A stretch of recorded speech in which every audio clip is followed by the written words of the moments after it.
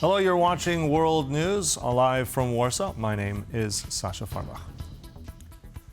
Another week, another change of attitude from the White House. After warning Ukraine of a possible disaster scenario, President Donald Trump has taken another turn, walking back his words and saying they could still win it. I don't think they will, but they could still win it. This comment comes amid discussions regarding the planned meeting between Trump and Putin in Budapest. All smiles during their Friday White House meeting, which reportedly descended into a shouting match several times as US President Donald Trump urged his Ukrainian counterpart Volodymyr Zelensky to accept Russia's terms for ending its war, warning that Vladimir Putin had said he would, quote, destroy Ukraine if it did not agree. And on Monday, more surprises followed. Just a few weeks ago at UNGA, you said that Ukraine could possibly win the war and well, they could. They could still win it. I don't think they will, but they could still win it. This apparent change of heart follows Thursday's phone call between Trump and Putin. We are seeing a situation where Donald Trump is repeating the words that are basically from the last person he's been talking with. Publicly, Trump maintains, however, that no maximalist demands were made. Friday, you said you had a cordial meeting with President Zelensky. During that meeting, did you tell him he needed to cede all of the Donbass region to Russia? No, we never discussed it. We think that what they should do is just stop at the lines where they are, the battle lines. But forfeiting any part of Ukrainian territory remains unacceptable to Kiev, not least because it would mean giving in to Russian demands. Additionally, the heavily fortified areas are currently stopping the westward march of enemy forces. Trump's turnaround comes after he expressed willingness to supply long-range Tomahawk missiles for Kiev to strike inside Russia. The subject was to be discussed at the White House. But analysts point out that on this issue too, Putin managed to sway Trump. The problem with this is that the narrative that Putin has brought up front again to Donald Trump's attention is blocking some momentum that we've been seeing for Ukraine when it comes to potential shift in the US. And here I'm thinking, of course, about on one hand, the potential delivery of Tomahawk missiles that Ukraine is lobbying for very strongly, but also about new sanctions on Russia. The issue of additional US military aid for Ukraine is now up in the air, as Trump has yet to make a final decision on the missile deliveries. The president right now is certainly hearing that request from the Ukrainians. We know that it's something that they want. That's something the president's going to ultimately decide, but he has not yet made the decision. And according to latest reports, the US and Ukraine are also talking additional Patriot systems, though the certainty of the impact of these batteries is also dubious. Even with the announcement of the contract, it's been clear that the delivery is going to take years. It's not going to be imminent, so actually we are not talking here about something which is changing the frontline dynamic. And with a Trump-Putin summit scheduled to take place in Budapest imminently, experts have little hope that the White House will be willing to advocate for Kiev's best interests. He's almost like a moth that's attracted by the bright lights of the cameras, and the prospect of a summit in Budapest is more important than European security provisions or the defense of Ukraine. For TVP World, Zuzanna Jurek. Bulgaria is ready to allow Russian President Vladimir Putin's plane to fly through its airspace for a possible meeting with Donald Trump in Budapest. On Monday, the Bulgarian Foreign Minister clarified that such a meeting has not yet been scheduled. But when efforts are made for peace, it would be illogical not to support them. Let such a meeting first be scheduled, then we can go into its technical details. At the moment, as far as I know, there is no date for the much anticipated event. Look, when efforts are made to achieve peace, if the condition for that is to hold a meeting, the most logical thing is for such a meeting to be facilitated in every possible way. French President Emmanuel Macron welcomed a planned meeting between U.S. President Donald Trump and his Russian counterpart, Vladimir Putin. Macron said on Monday that when discussions could impact Europe's security, both EU and Ukrainian officials should be present at the negotiating table. Regarding the meeting between President Trump and President Putin, I think it is a very good thing that the presidents can meet to discuss their bilateral agenda. When they discuss the fate of Ukraine, Ukrainians should be at the table. When they discuss issues that affect the fate of Europeans, Europeans should be at the table. We are continuing to move forward. The only peace that can exist is a robust, lasting peace that meets the requirements of international law and creates the conditions for stability. No other peace exists, and Europeans have always been clear on this point. Polish Prime Minister Donald Tusk announced on Tuesday that Polish security services detained 8 people suspected of preparing acts of sabotage. Additionally, Tusk wrote on his social media that the case is still open and the investigation ongoing, without providing further details. According to Polish Special Services Coordinator Tomasz Simoniak, the detainees carried out reconnaissance of military facilities and laid the groundwork for acts of sabotage. The Internal Security Agency, in cooperation with other security services, detained 8 people in various parts of the country in recent days, suspected of preparing acts of sabotage. The case is ongoing. Further investigative efforts are continuing. In his latest nightly address, Ukrainian President Vladimir Zelensky stressed the importance of bolstering air defenses with a sufficient number of Patriot systems. Zelensky said that while it's not an easy task, America's defense industry is willing to work with Kyiv. At the same time, the Ukrainian president noted that Washington's political support is crucial to Ukraine receiving more Patriots. We are working with America so that Ukraine can still receive the necessary number of Patriot systems. This is not an easy task, but it is one of the security guarantees for Ukraine and will work in the long term. In Washington, I spoke with defense companies in the United States that produce both Patriots and other weapons we need. The willingness to work with Ukraine is quite sufficient. Ukraine is trusted. It is important that there is sufficient support for this at the political level in Washington. On Monday, British Defense Secretary John Healey announced that the government is working on new legal powers to bring down drones over military bases. In a speech on the current security situation in Europe, Healey described a new era of threat with the highest risk of state-on-state conflict since World War II.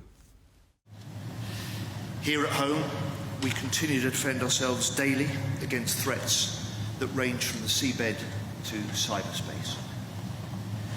And we will always do what's needed to defend British people. And as we speak, we're developing new legal powers to bring down unidentified drones over UK military bases. There is undeniably a new era of threat. The world is more unstable, more uncertain, more dangerous. And not since the end of the Second World War has Europe's security been at such risk of state-on-state conflict. The Czech Republic is ready to help Slovakia if it finds itself in dire straits after ditching Russian gas supplies, said the Czech Minister of Industry and Trade. Comment comes after Monday, the EU's ministers' meeting supported a total ban on gas imports from Russia starting in 2028. The Czech minister Lukáš Vilček said that giving up Russian gas supplies is technically possible and confirmed that at the meeting of EU energy ministers, he suggested that Prague can help Bratislava with future LNG deliveries. Vilček added that the Czech Republic has the capacity to redirect supplies almost immediately and send gas to Slovakia. In his opinion, fears in Bratislava and Budapest that giving up Russian imports will affect energy prices are justified. At the same time, he added that he doesn't understand why neither Slovakia nor Hungary reacted earlier to the prospects of not being able to purchase LNG from the Russian Federation. From glory to the gutter. When Nicolas Sarkozy served as the French head of state, nobody could predict that the politician would become the first French president in modern history to land behind bars. Even a Friday meeting with sitting president could not change this, as Emmanuel Macron did not pardon his predecessor. And the reason for Sarkozy's conviction? Attempts to raise campaign funds for his presidential bid in 2007 in Libya during Gaddafi's dictatorship. Nicolas Sarkozy, who served as the president of France from 2007 to 2012, will become the first modern French leader to be sent to prison. He was sentenced to 5 years for criminal conspiracy over attempts to raise campaign funds from Libya during his presidential bid in 2007, when the country was still ruled by dictator Muammar Gaddafi. I am not afraid of prison. I'll keep my head high, even at the gates of La Santé. Ahead of Sarkozy's arrival in prison, current French President Emmanuel Macron met with his predecessor last Friday, but the subject of the leaders' hour-long conversation was not disclosed. It is especially the case when there is a serious political situation, being the first time ever in the history of the Fifth Republic that a previous president is to be put in jail. It made sense for this type of meetings to occur. Macron has the right to issue a presidential pardon for Sarkozy, but has so far chosen not to do so.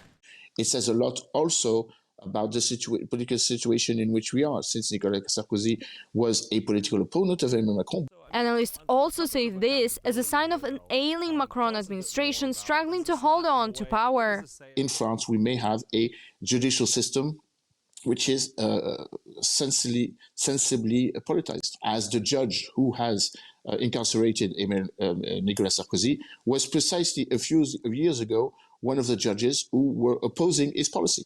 Soon after the verdict was issued, Sarkozy's defense appealed the decision and repeatedly professed his innocence. But the court ruled that the sentence must be carried out immediately. And according to a former director of prisoners at the La Santé prison in Paris, where Sarkozy is expected to serve his term, the conditions of the stay will be far from presidential. The cells are about 10 square meters in size. They resemble what you might call a tiny studio apartment, given their dimensions. Sarkozy will most likely be housed apart from the general population in order to guarantee his security. For TVP World, Anastasia Yanchenko. The Gloria funicular railway disaster in Lisbon, which killed 16 people, was prompted by one of its cables being unsuitable for passenger transport. The news was reported late on Monday by Portuguese television station SIC, citing the findings of the State Commission for the Investigation of Aviation and Railway Accidents. The Gloria funicular railway disaster in Lisbon, which killed 16 people, was prompted by one of its cables being unsuitable for passenger transport. The news was reported late on Monday by Portuguese television station SIC, citing the findings of the State Commission for the Investigation of Aviation and Railway Accidents. On September 3rd, as a result of a cable break, the car derailed at 60 kilometers per hour and slammed into the wall of a nearby building in Lisbon. The vehicle was completely destroyed. 16 people were killed and 22 more injured. Inspectors investigating the accident said that despite frequent inspections of the funicular, those checking its condition did not know that one of its cables did not have the required certificates. According to investigators, the incorrect cable was installed back in December 2022. While the funicular's operator, Caris, admitted that they had installed a cheaper cable, the company had maintained until now that it met all requirements and the rail car was safe. And now for a bit of culture. American pianist Eric Liu has won the top prize at the prestigious International Chopin Piano Competition in Poland. After his victory was announced late on Monday, the American musician told reporters that for him it is a dream come true and thanked all the Chopin enthusiasts in the Polish capital and around the globe. First award and the gold medal goes to Eric Liu. 11 contestants from 7 countries competed for the top honours in the 19th International Friedrich Chopin Piano Competition in Warsaw. In the end, American pianist Eric Liu won the top prize at the prestigious event, which held its final round on Monday night. I'm so grateful for this honor. I'm grateful for all the Chopin lovers around the world who watched online and all the audience here in Warsaw. I'm grateful for the jury to bestow me this honor. And yeah, this is a dream come true, of course. Eric Liu won €60,000 and a gold medal. Canada's Kevin Chen took second place, while Poland's Piotr Aleksevich came in fifth. The next International Friedrich Chopin Piano Competition will be held in 2030.